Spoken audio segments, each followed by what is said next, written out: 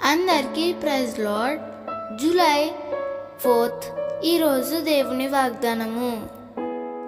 యెహోవా నిన్ను తలగా నియమించును గాని తోకగా నియమింపడు. నీవు పైవాడవుగా ఉందువు గాని క్రిందవాడవుగా ఉండవు. ద్వితీయోపదేశకాండం 28వ అధ్యాయం 14వ వచనము. నీవు నీ దేవుని మాటలు వింటూ ఆయనకు విధేయత చూపించి ఆయన చిత్తానుసారంగా జీవించినట్లయితే నీవెన్నడూ తక్కువ పాడవు కావు. ఆనాడు పోతీఫర్ ఇంట్లో బానిసగా ఉన్న యోసేపు పాపము చేయుటకు గాని తన పరిశుద్ధత కోల్పోవుటకు గాని ఇష్టపడలేదు.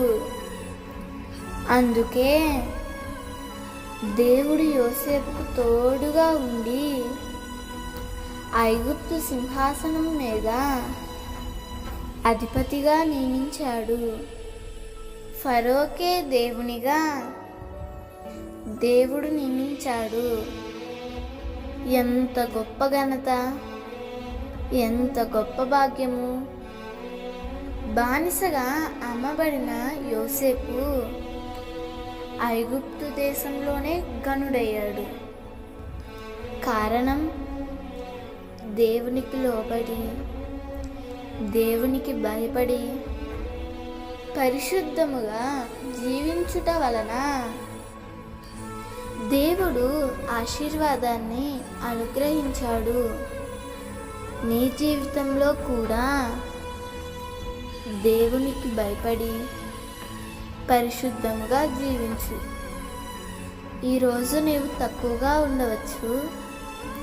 తప్పకుండా యోసేపును ఆశీర్వదించిన దేవుడు నిన్ను కూడా తప్పకుండా ఆశీర్వదిస్తాడు. నిన్ను కూడా పైవాడిగా చేస్తాడు. దేవుడు ఈ వాగ్దానం నీ జీవితంలో నిశ్చయముగా నెరవేర్చునుగాక. ఆమేన్.